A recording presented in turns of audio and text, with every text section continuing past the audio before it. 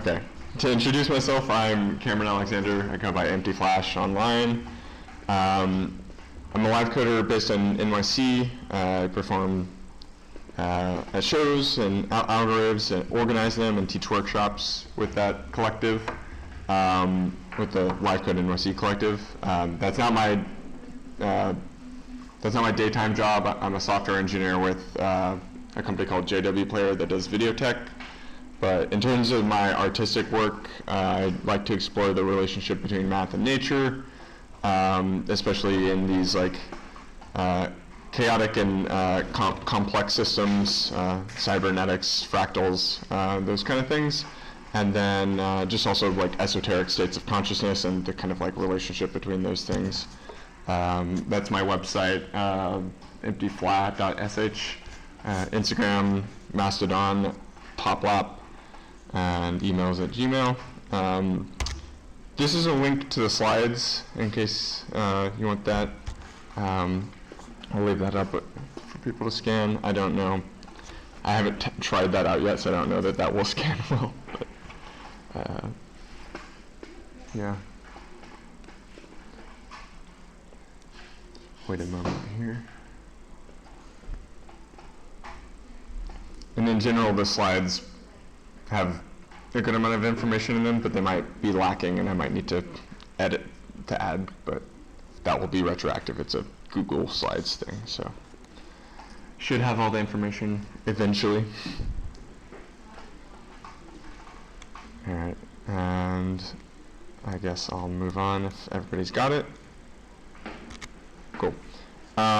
So I didn't fill in this part. The agenda is more or less I'm going to give kind of a lecture on sort of what these fractal flames are, some of the ideas behind them, and the math-ish part of it, and then going to talk a little bit about the tool that I made and the background for that, and then we'll do like a demo and kind of play around and hands-on time. I'll like bounce around and help people with things and all of that, and then we'll potentially spend some more time sort of like demoing other concepts and other things you can do with the tool, and just kind of back and forth until we're out of time or sick of it.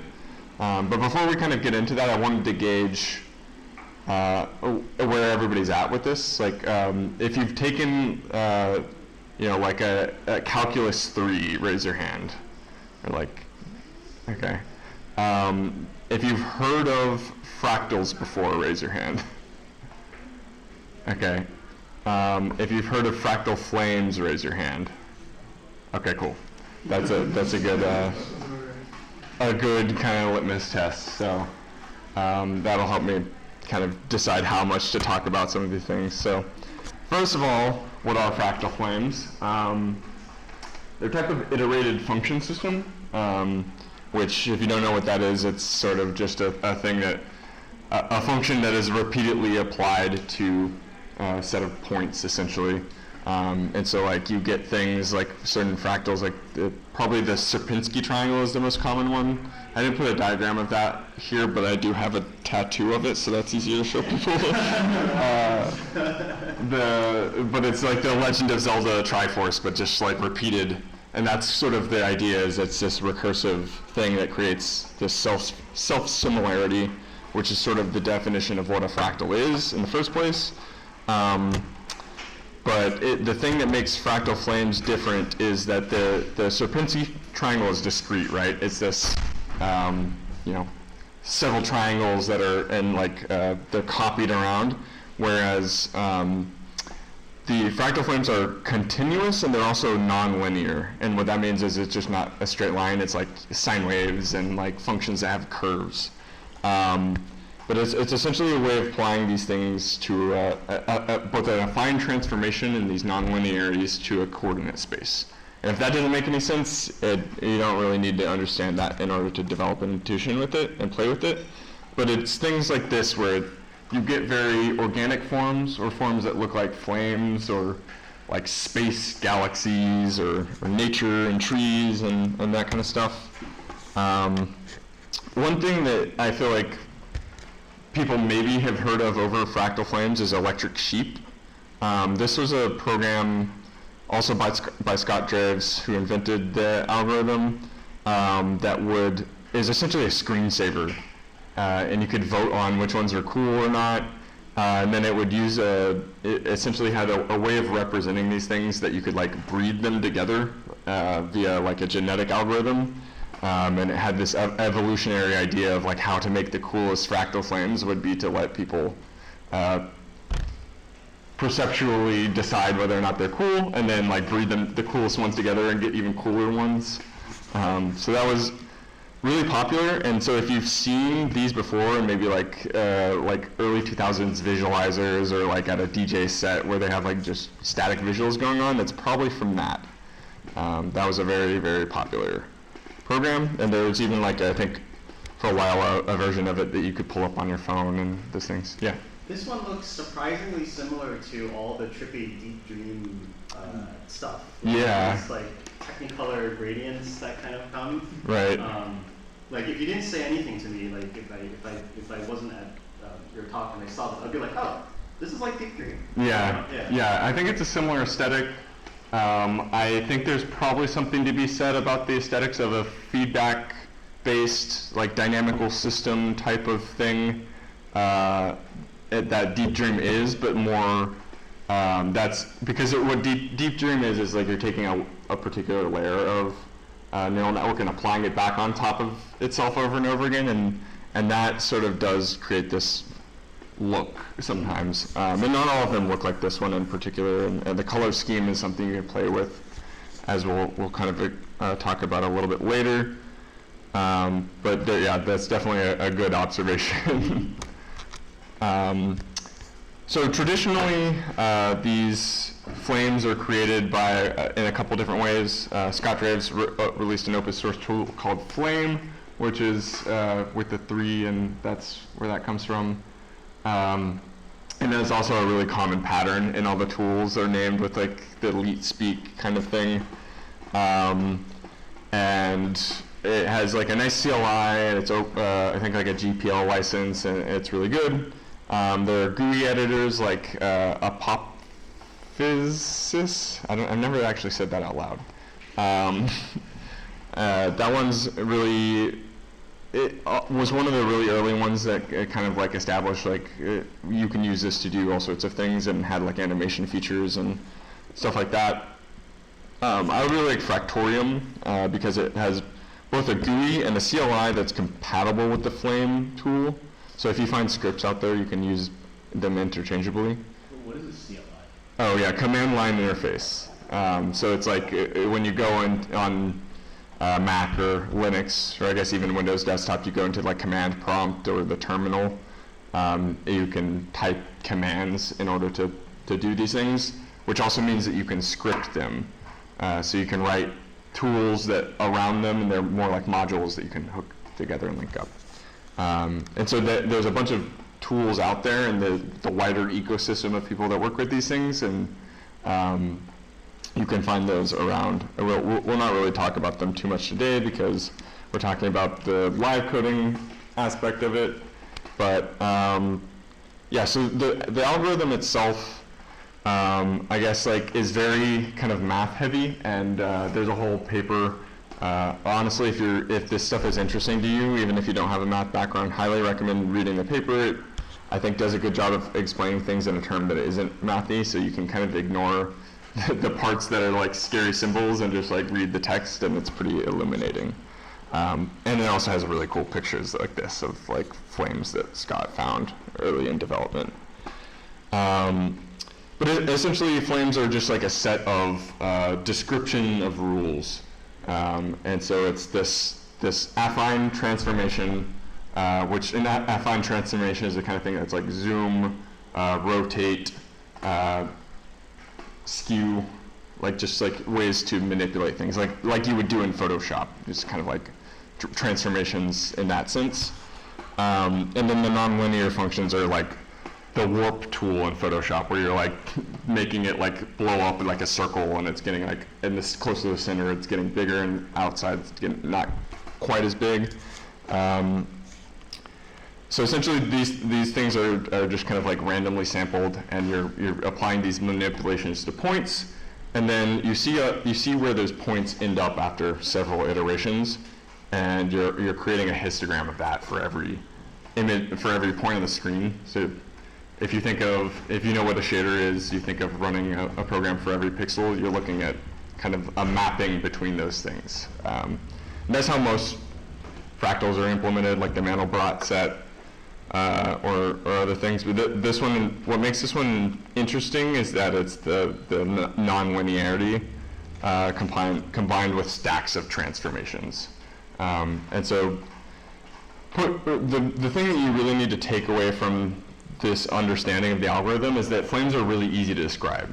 You kind of just have a set list of, like, here's the transform, it's like a vector, like a set of numbers, and then that you can tweak. They're all tweakable parameters, and then like a nonlinear variation like sine or sphere or that kind of thing. And so you take those and you have like a list of those, and that's all a fractal flame is. And yeah, that will probably make sense once we actually start talking about code and like showing the live code interface. But more background on that, I've been wanting to be able to live code these since probably like 2018, and I could never find a thing that was what I was looking for. There was this paper, but it was kind of dense. But this person named Orion Sky Lawler published a paper kind of describing a way to run these systems on the GPU.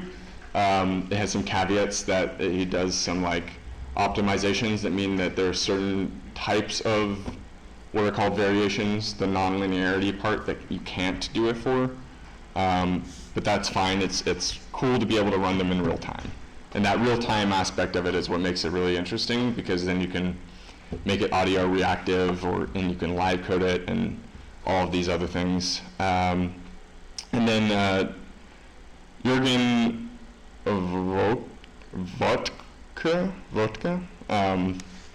ported that code to WebGL just for a single static visualizer that just like was like, here's a song and here's a bunch of flames that I made. And then it just like plays. I wonder if it works. I kind of wanted to see that. It would be a good demo just to have something to look at. So he just made this static thing, like it is almost basically a video, but it's playing in real time in the browser, which is the exciting part. There's also no music because I didn't plug in the audio, but it is kind of synced to the music a little bit. But that wasn't really intended to be a library. And I talked to him a little bit about it, and he was able to fix it because it was broken for a while. But I went in and essentially stripped out the code that he had written for that and kind of wrapped it in a more library-like wrapper, and then created an interface for it that's more terse and more kind of like the type of interface you would want to have if you were live coding it. And that is Bl4st with the 4 and the hacker leet speak kind of look to it. So this is a live coding conference, but I wanted to just make sure that we kind of are on the same page on what live coding is. It's just the process of making changes to running code on the fly. It doesn't have to be a performance. I feel like we usually talk about it in a performance context, but it's just this concept of here's a program that's running, and I can update the code that's running that program without destroying all the state and without like restarting that program. The thing that enables us to be able to live code these fractal flames is the fact that you can run them in real time now.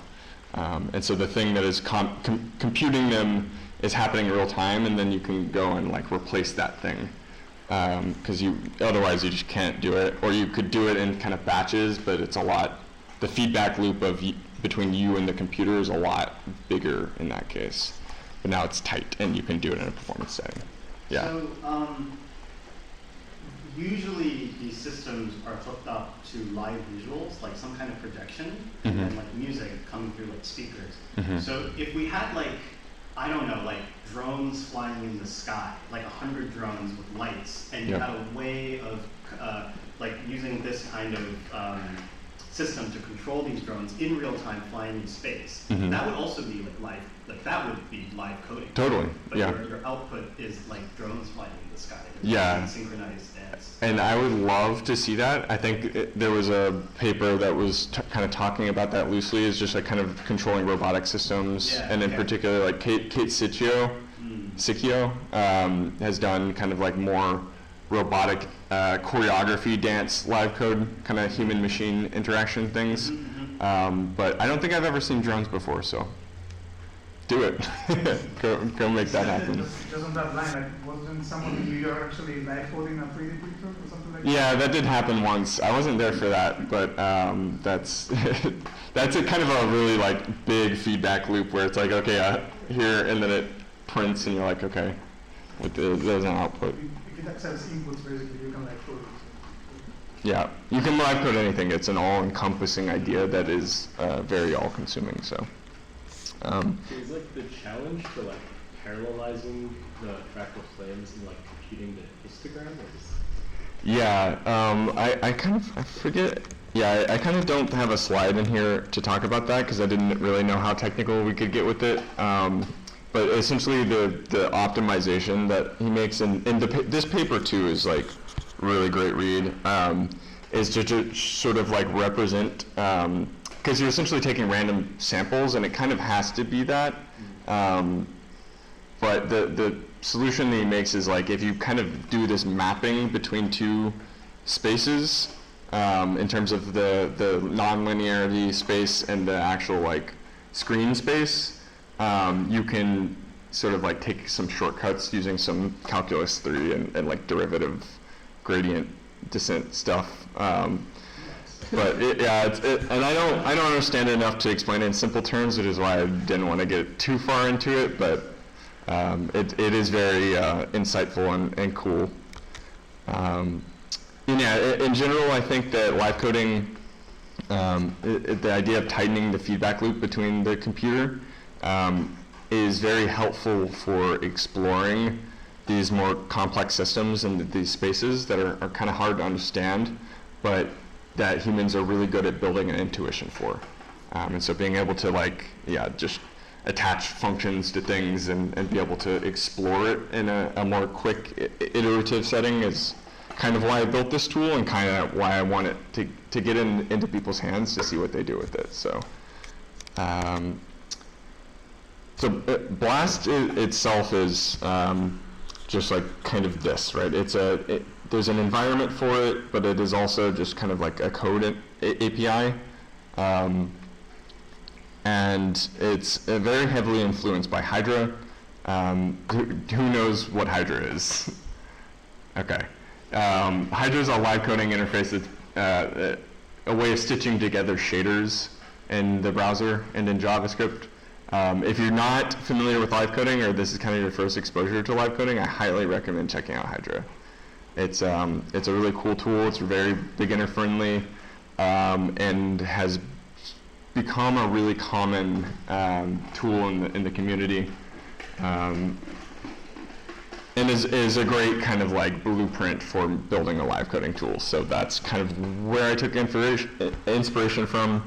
It has this declarative syntax where you're sort of following what's called the builder pattern. You're creating a set of configuration that you're essentially handing off to another system to interpret and do things with.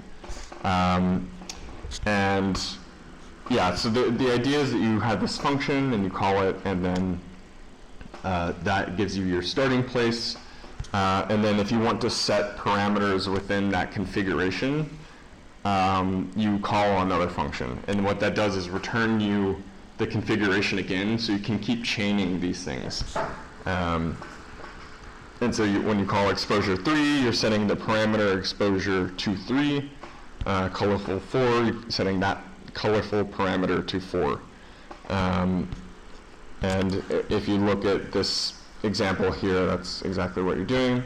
This next part is the transform itself. And so like we were saying earlier, is that a flame is a set of transforms. And you build a transform in a similar way, where you call transform, and then you set some parameters. So this parameter here, the linear, is this kind of redundant or oxymoronic, but this is the variation. It's the non-linearity. We're setting the non-linearity to linear, but that's a type of transform that you can create. And there's a list of them. I'll show you them in a couple of slides. And then the other parameters that you can set are X, Y, and O. I don't know why it's O. You would think they would be X, Y, and Z, but yeah, that's the standard in the Flame ecosystem, is to call that parameter O. And is it a three-dimensional screen space or a two-dimensional? You know, it is semi-three-dimensional. Really what those vectors represent is not so much X, Y, and Z direction in the screen space, but within the transformation itself, which is not, it sometimes maps to screen space and sometimes it doesn't, depending on the nonlinearity. And so I think it's better to build an intuition for what those things actually are rather than me trying to explain it. Yeah, and so I guess like maybe now would be a good time to kind of pause and be like, just so we can kind of follow along here. But if you go to this website, emptyfla.sh/blast with the 4, that will take you to the editor, and you can just, while we're kind of walking through this thing, absolutely change parameters, like set any of these things to whatever you want. But and also, I guess like this kind of like slides that we're walking through, they're also like basically the same thing as the README on the GitHub. So like that's also emptyflash/blast on GitHub, and then down here is like the sort of guide that I wrote for this. And so if you copy this, you can kind of follow along in the editor. I just accidentally copied over it. Right, so there it is, what it was on the screen and the slides. And you can hit this run button, or you can hit Control-Enter, and either of those will kind of change things. And that's kind of the whole idea behind live coding, is that you can change the code and run it, and it changes what is going on in the background. Yeah, so I'll let people kind of get to that website and process for a sec and take a sip of water.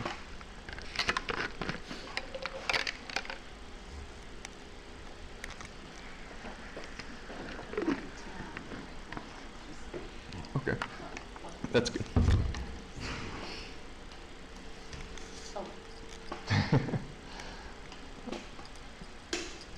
There you go. Yeah. So I think the interesting part about this is like the first one is not that interesting. The sort of like linear, almost intentionally uninteresting. But then once you start stacking multiple transforms on top of each other, that's where you get these interesting interactions, and that's kind of what makes it a fractal, is like the self-similarity of this repeating pattern. So you can see the first linear is kind of like applying an effect to this sort of starting state, and then the other one is taking that the second one's in state and applying that again across iterations. So it's sort of thinking of it as creating a system of more or less like mirrors, or like funhouse mirrors, and then applying those mirrors to themselves, like a kaleidoscope or with feedback in it. and that's kind of what a fractal is. Yeah. So I'm not used to this paradigm of programming. So basically, if you're saying add transform, and the transform is a linear, and there's like x, y, and o, how should I be thinking about this? Is this like, this is a description of pixels on the screen? It's a description of, I don't know, like a mirror that I just placed on the screen? Like what's sort of like the model that I should use? So yeah, I would think of it as you're building a Flame config. That Flame config has a bunch of parameters about how to render it and sort of like more kind of like top level things. And then you're adding a set of transforms to that Flame config. And those transforms also have their own kind of parameters that you can set, mostly in their sort of affine transformation and their non-linearity. And it sort of, a lot of this is, and in general, a lot of working with complex systems is just building an intuition for it and playing with it, and not being afraid to experiment. But also kind of having a jumping off point is kind of what I'm hoping to give with this sort of first introduction. And yeah, maybe it would be better just to kind of jump into this part where it's just, we have a list of nonlinearities and we can go down that list and say like, maybe just see which ones are cool, like spherical.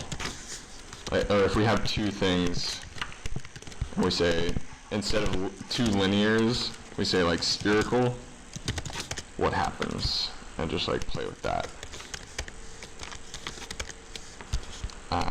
Or like, what if we do this example, but with fisheye? And just kind of tweaking things, these numbers, and seeing how it changes as the number changes.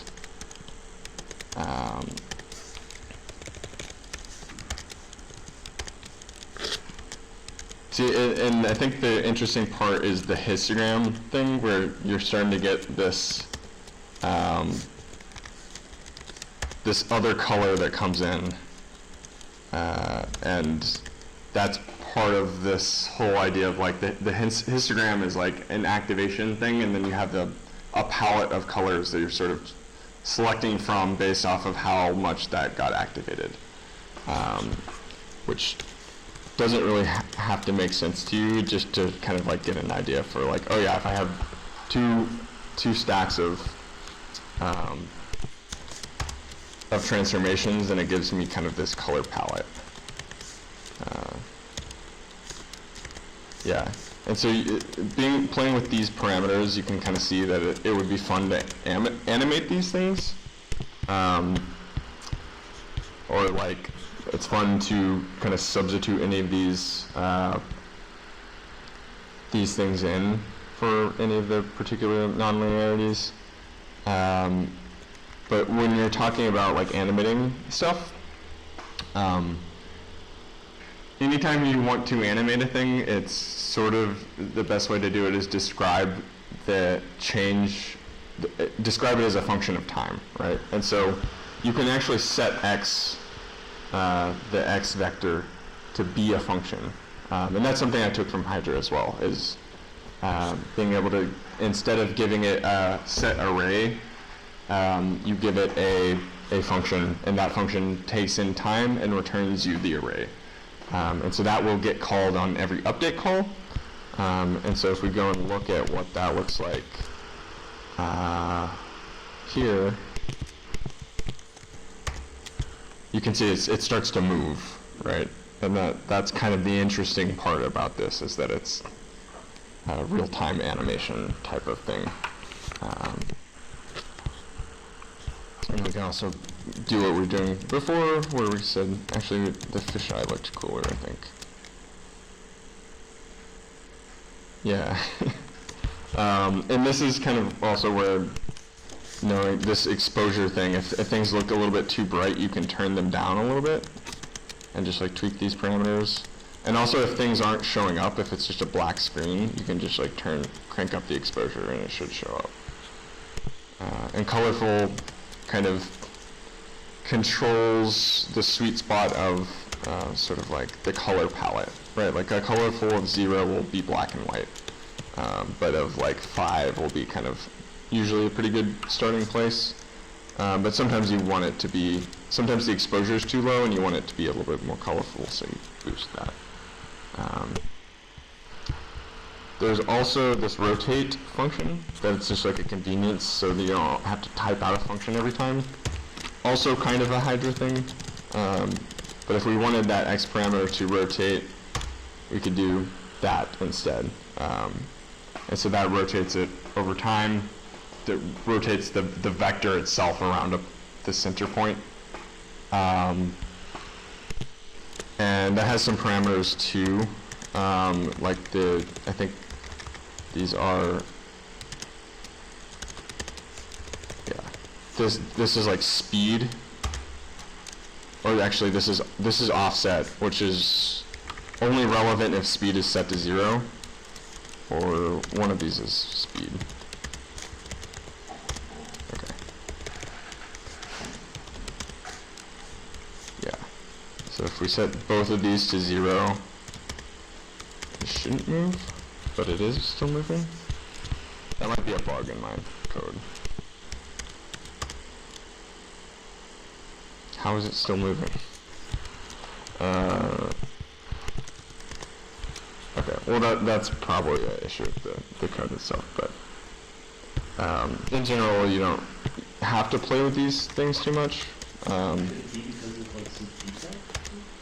Probably not. In general, like this is, that is definitely speed, right? It does speed up, and that's the thing that I do the most with it, is if you're performing with a musician and they're playing particularly high energy things, then you know, crank the speed up a little bit and then it feels more energetic, which is generally a good live coding trick.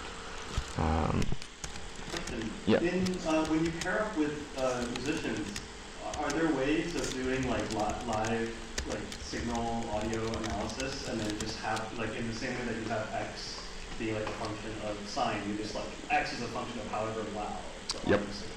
Yep. Not built into this tool in particular, but the thing that I'll get into later is that it does, you can use this tool with Hydra, and that's something that Hydra does really well.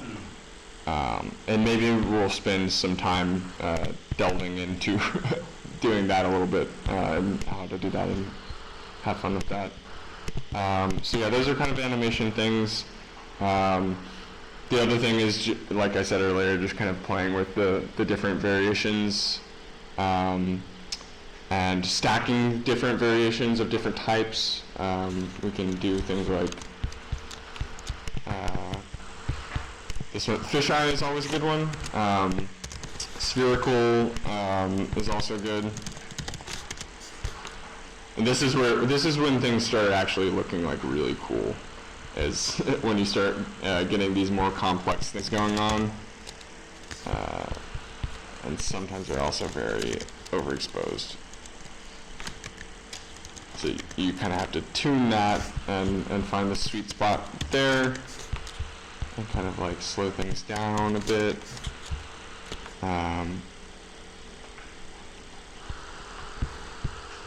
You also get variation because it's based on like random sampling of points. Yeah, I think the naming of that definitely has something to do with this sort of statistical take of it. In this scenario, I think it's not. I think that the rendering system is not non-deterministic anymore. I think that by doing the mapping, you have sort of like a continuous way to do that in a for every pixel on the screen, which is the whole idea behind being able to run it on the GPU, instead of it being sort of like, here's a point, see where it goes, map, choose the color on the screen itself, right? It's kind of like ray tracing versus going the other way, which I forget what that's called, path tracing, or it's the inverse, which yeah. Something like the Persian noise, and it has a very large random space, and you just use the different parameters to choose something in the space to display on. Yeah, I think that's a good way to think about it. Mathematically, I'm not sure that they're extremely similar, but yeah, in terms of building an intuition for it, for sure. And also, is any music could be linked to the example, or it's not Yeah. influenced by any music? Yeah, this is just like on its own clock. There's no musical influence, but like Hanoi was saying, you could attach, it's because any of these things can be set to things, and this is just JavaScript, you could attach it to anything, right? Like this could be calling out to some API to get the weather data, right? And deciding it based off of that. So it is just a library that's very general purpose.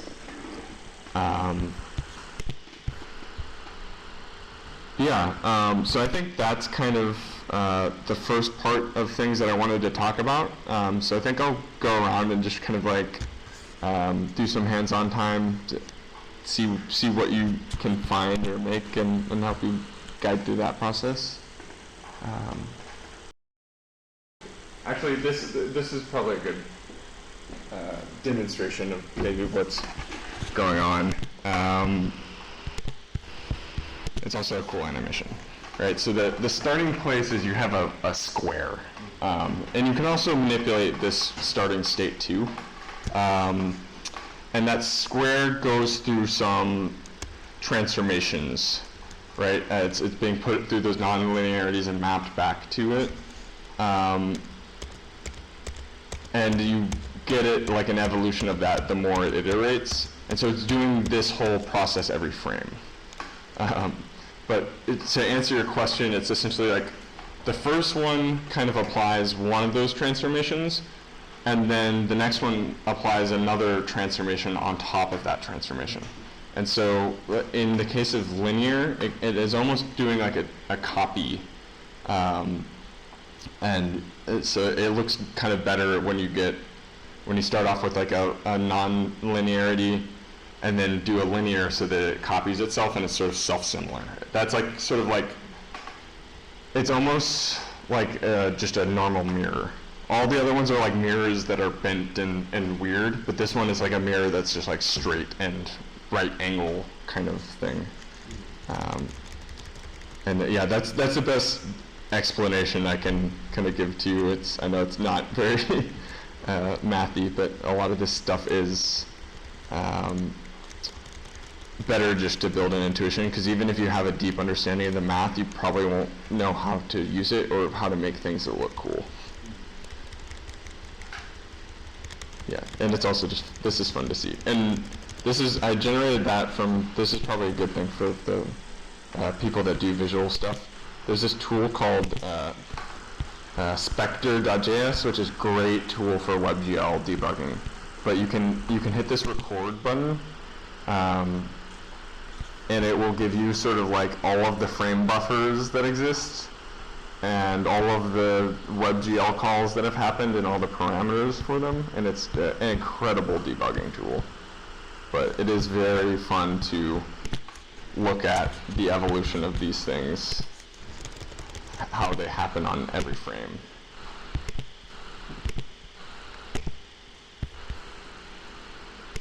Yeah, and that's also why this is running at 30 FPS. I also have a section on here that talks a little bit about this stuff is still computationally expensive, but you can tweak the certain parameters in order to make it run faster.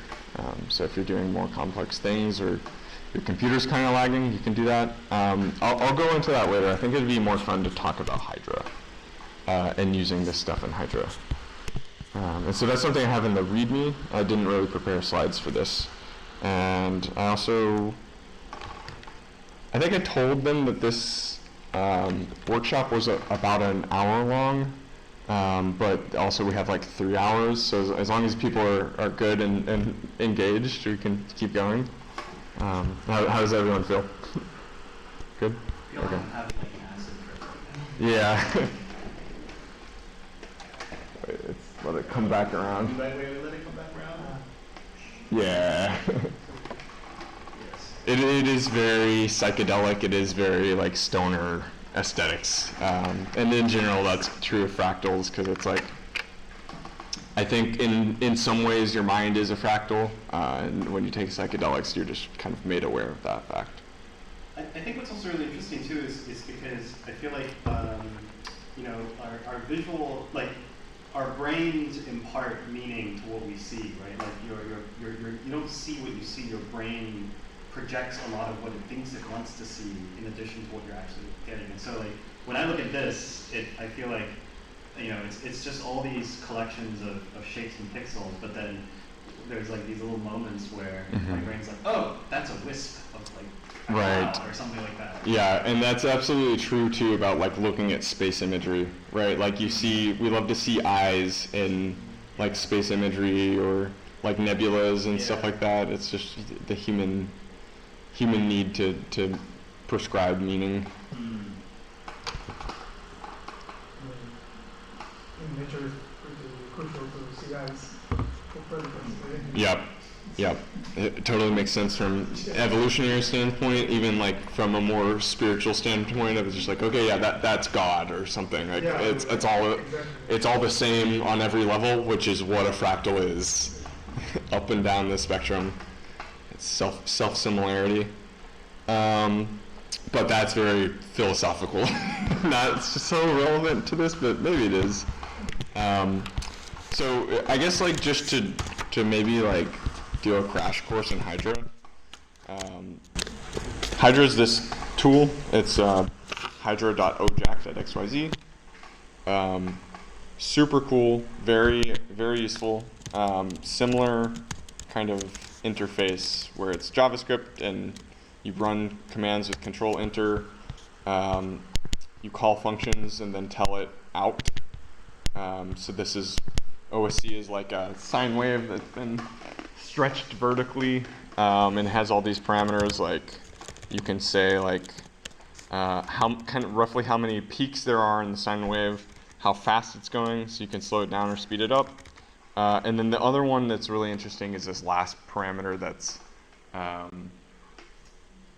that is sort of like the sync. And so like if you desync these sine waves, you start to get colors. And so that's way too fast. Yeah, so you start to get this kind of gradient effect, and you can play around with that parameter too. And it has a bunch of different sources and things that you can play with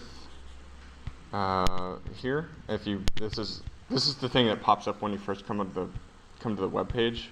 You usually hit X, but if you want to get back to it, you can hit this. And then down here is a list of functions.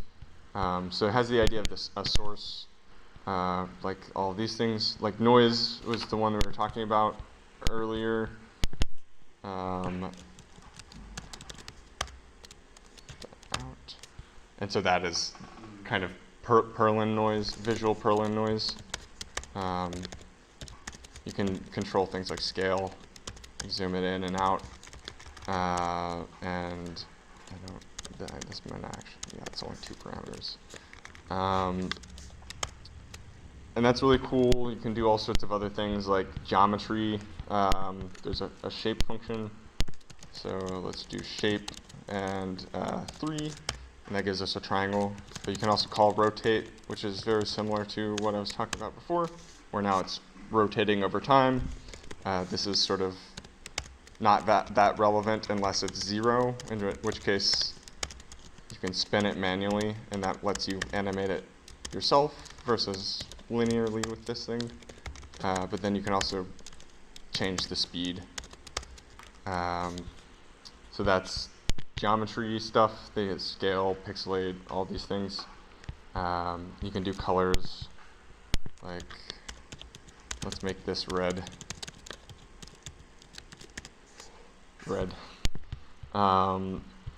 But I think the cooler part about Hydra is the blend and modulate, is ways to take these base building blocks and stick them together.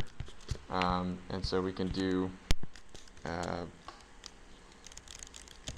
let's do blend noise.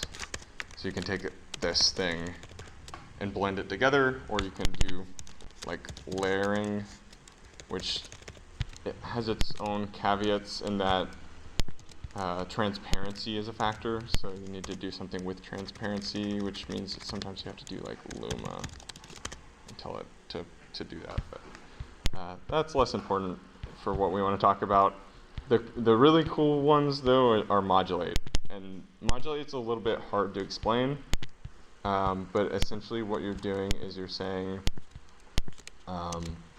control a parameter per pixel using an input source to control that for every parameter, every pixel, right? So if we have a triangle and we modulate it by some noise, then we get a wobbly triangle, right?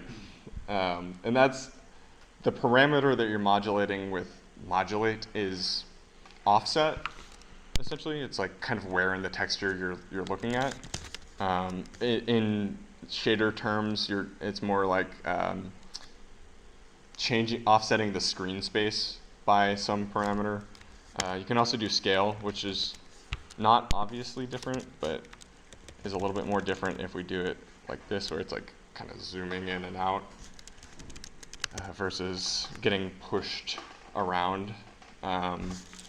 And there's also basically one of those for every single geometric function. Like kaleidoscope is always a fun one to play with. But the whole point of me talking about that is that you can use Bl4st in Hydra. Like I was saying before, I lost my GitHub.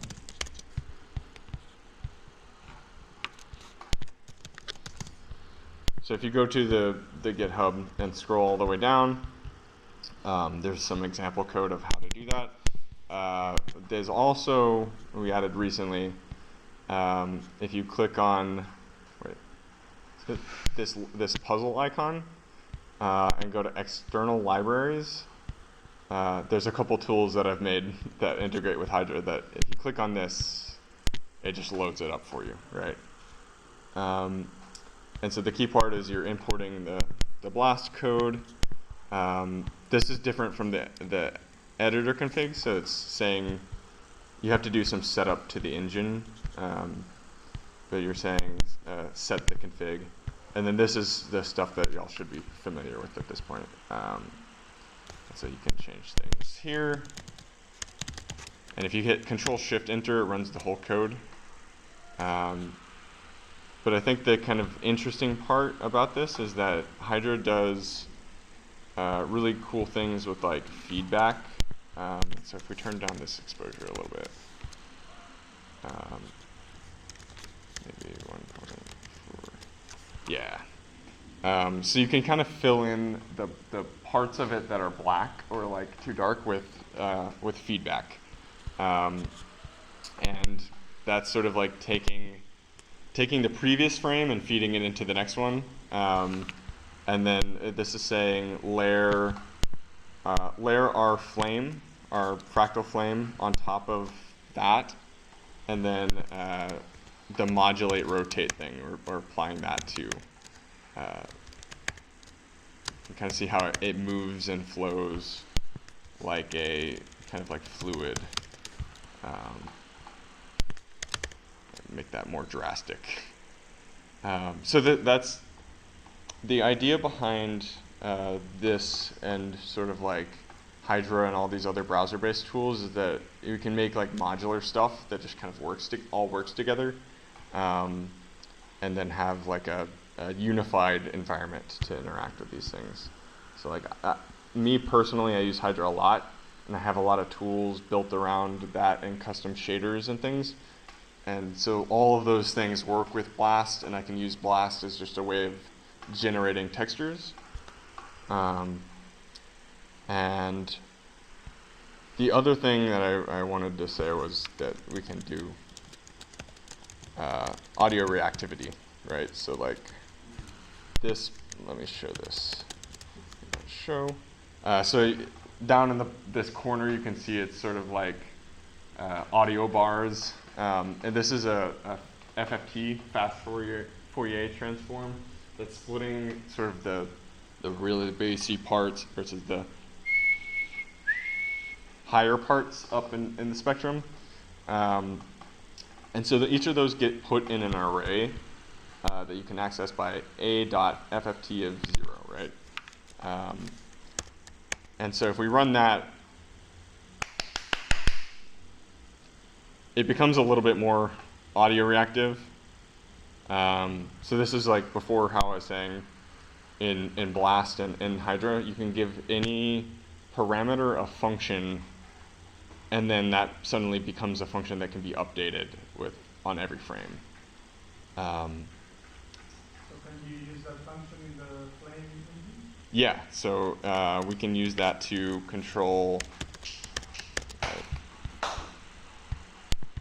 If this worked, I think this has a bug in it right now, but you could do something like this.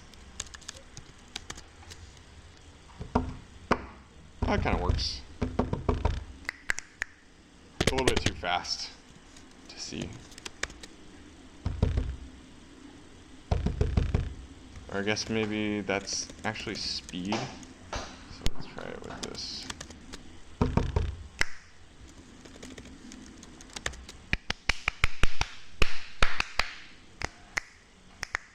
Yeah, it's kind of there. Maybe if we just did it like, y is this.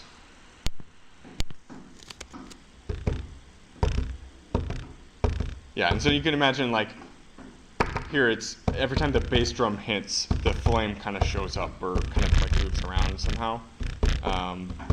Just really anything you want to do or any idea you can have, you can make that happen. And that's kind of the beauty of live coding and doing things in an environment that's interoperable with other things.